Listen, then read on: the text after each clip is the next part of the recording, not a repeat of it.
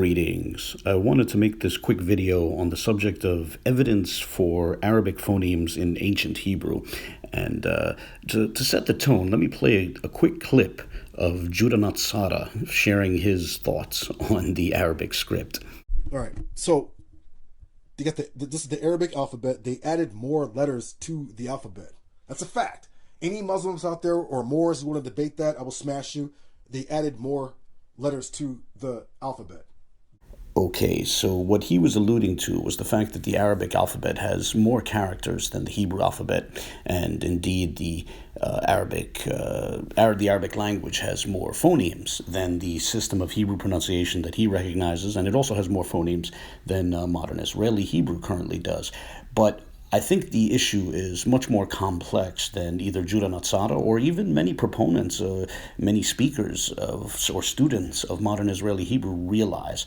And so in this video, I'm going to explore how long before the current Arabic alphabet was developed with the nuqat, which, or ijam, or whatever you want to call it, long before these dots that were developed sometime around the 7th or 8th century to distinguish distinct characters for distinct phonemes, long before that was developed, these phonemes existed within the Semitic languages, including within Hebrew. So I'd like to present evidence for that. And to set the tone, I'm going to zoom in here. You may have noticed I'm already zooming in on ayin and ghayin as appearing on his page.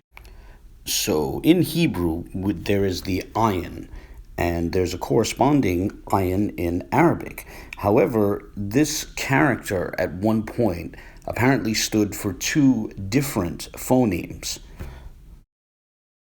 Eventually, a dot was added to distinguish one character from the other, or to give rise to two distinct characters. Without the dot, it would be the ayin, and with the dot, it would be the ghayin. Two distinct characters for two distinct phonemes, now distinguished with this dot over what was once a single character. In this video, I'm going to be arguing that long before that development in the Arabic script, the two phonemes already existed within Semitic languages, including within ancient Hebrew.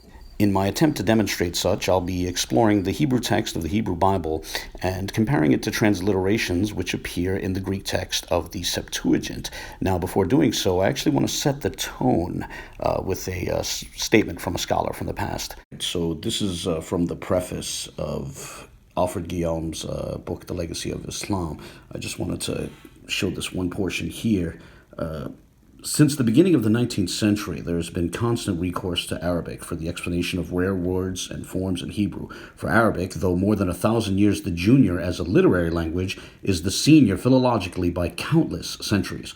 Perplexing phenomena in Hebrew can often be explained as solitary and archaic survivals of forms which are frequent and common in the cognate Arabic. Words and idioms whose precise sense had been lost in Jewish tradition receive a ready and convincing explanation from the same source. Indeed, no serious student of the Old Testament can afford to dispense with first-hand knowledge of Arabic. The pages of any critical commentary on the Old Testament will illustrate the debt that biblical exegesis owes to Arabic. And in the case of this video, I'd say that's sort of a two-way street, insofar that on the one hand, I'm going to be showing phenomena in ancient Hebrew or ancient understandings of Hebrew that help support positions taken in Arabic, but also in the reverse, in the sense that knowledge of Arabic provides the best explanation for these curious phenomena in the ancient understanding of Hebrew. So to do this, I'm going to look at three different terms which exist in both Hebrew and Arabic, and these would be terms that are spelled essentially the same. Mainly, these are terms that are spelled with an ayin in Hebrew and either an ayin or a ghayin in Arabic. So this would be the word for servant or slave, the word for Arab itself, in sort of an adjectival form with the ya or the yod at the end, Arabi, and then the word for Gaza, the place in Palestine on the coast. Okay, so this is the 38th chapter of Jeremiah, and several times you see this name Ebed-Melech appear. Ebed-Melech literally means the servant of the king or slave of a king, and it has this word Ebed has the same spelling as the Arabic word abd, which means servant or slave. And so here I am in the Septuagint version of Jeremiah, and notice here we have the word abdemelech. You see, it's even transliterated similar to the Arabic, but again, abdemelech, and again, abd. So the ayin is treated like the Arabic ayin, abd. Another interesting example of the word servant appears in Ezra 2. This is a side note, but I find it too interesting not to share. In the second chapter of Ezra, they're going through various groups, and then within the groups, they're going through various names. And around I believe it's let me see if I can find it. Yes, the 54th verse, there's a reference to Abde Shlomo. So that would be a reference to the servants or slaves of someone with a name like that of Solomon. It could be, most exegetes consider them to be servants of King Solomon himself. And so, but again, Abde Shlomo, so the servants of Shlomo. And now we can look that up in the Septuagint. By the way, the book of Ezra, Masoretic Ezra, is called Second Esdras, Ezra Beta in the Septuagint. It's called Second Ezra, and it's called First Esdra in the Esdras in the Vulgate. Second Esdras is the name for Nehemiah. It's interesting story there, and therefore, and for those who are into the King James Apocrypha, what's called Second Esdras there appears as a part of an appendix to certain Vulgates, the Clementine Vulgate, and there it's called Third Esdras, which is also what it's called in Russian Orthodox Bibles. But anyway, getting back to the Greek text, the Septuagint version of the corresponding text we just saw in Ezra, it's interesting to see that Abde Shlomo, what's written as Abde Shlomo, the servants of Shlomo, in the Masoretic text, gets rendered Abde Selma in the Septuagint, which means that the Septuagint translators, now I don't know to what extent the text that was translated by them agreed with the current reading of the Masoretic text, but nonetheless, for whatever reason, whether because they had a different reading or a different interpretation, they understood it not to be a reference to servants of Solomon, but rather this to be essentially the name of a person or the title of a person, Abde Selma, the servant of someone with a name along the lines of Selma. So that's mildly interesting. But anyway, while that's an interesting issue pertaining to variant readings and stuff like that, getting back on topic, we see that the word abd is treated in the Greek text where the ayin is treated like the Arabic ayin. The word Arabi here, or Arvi, and I guess proponents of modern Israeli Hebrew would prefer to pronounce it, but whatever the case, Arbi, whatever the case, it's spelled exactly the same and corresponds to the Arabic word Arabi, which means, again, Arab in a sort of an adjectival form.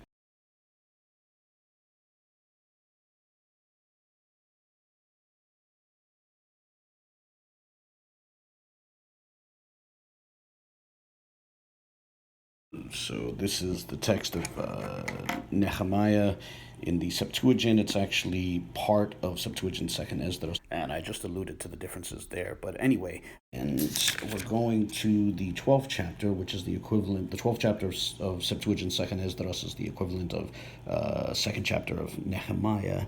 And scrolling down to the 19th verse, here we go. You see, there's the word Arabi. All right, which is Gaza, the place currently on the coast of Palestine. Here it's spelled Ayin, Zayin, He. All right, it's spelled with an ayin.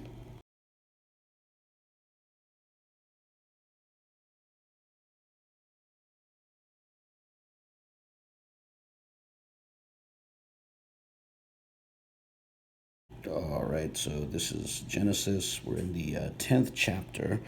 And as we go here to the 19th verse, we see that Gaza in the Hebrew text, which is referred to as Gaza in English, is transliterated Gaza with a gamma. And that begs the question, why would this particular Hebrew word, which is written with an ayin, be transliterated with a gamma, Gaza. So let's quickly recap what we've just seen here. In those cases where the corresponding Arabic term would have an ayin, the Septuagint treats the Hebrew ayin like an Arabic ayin, transliterating it with an alpha. Yet, in those cases where the Arabic text, the corresponding Arabic term, would have a ghayin, the Septuagint conveniently treats the Hebrew ayin like a ghayin, transliterating it with a gamma. Now, how do you explain that? Unless we assume that, like Arabic, ancient Hebrew had a ghayin phoneme, that the ayin had two different phonemes, just like was the case with Arabic. And the ayin is not the only character that works that way. Consider the Hebrew chet, or chet, which corresponds to the Arabic ha. That character breaks into two characters, or represented two phonemes, ha and cha, which are now distinguished with a dot. This is the 31st chapter of Exodus, and going down to the 6th verse, where is it? Hold on one second, bear with me. There's a reference to a person named Achisamach, which means essentially my brother supported. Achisamach.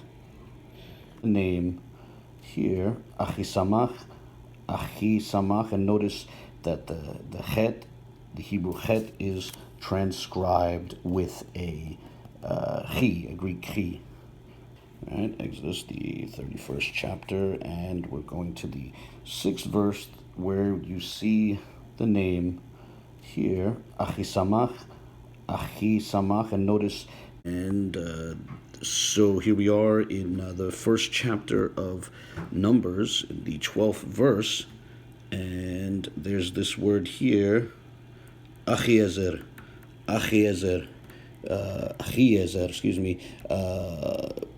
which means my brother helped, ezer, or my brother is a helper, if we treat this as sort of like an active participle of some sort. Here, and note that the chet, the Hebrew chet, is transliterated with a Greek chi. 12th verse, we see the name Achiezer here, and note that the chet, the Hebrew chet, is transliterated with a Greek chi. Okay. Well, here we are in Genesis at the end of Genesis 33, but I want to focus on Genesis 34, specifically the 2nd verse, because there's a person who has the name Hamor, right, which means donkey in Hebrew. I mean, this is a person named Hamor, but if you look up this word, you can also find the word used to refer to a donkey in the Hebrew Bible. Hamor means donkey. It's treated as silent, as it is with names like Isaac, Ishaq, and so on down the line. But notice that the het is here treated as silent.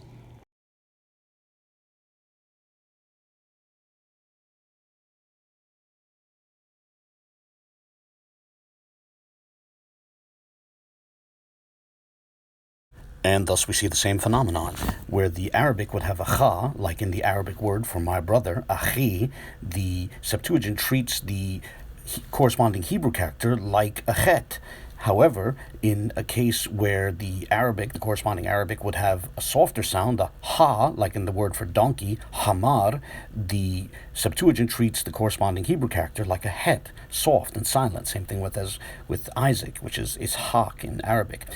In closing, I'll say that the best conclusion is that long before the Arabic script developed dots to distinguish ayin from ghayin or ha from cha, these phonemes already existed in Semitic languages, including ancient Hebrew.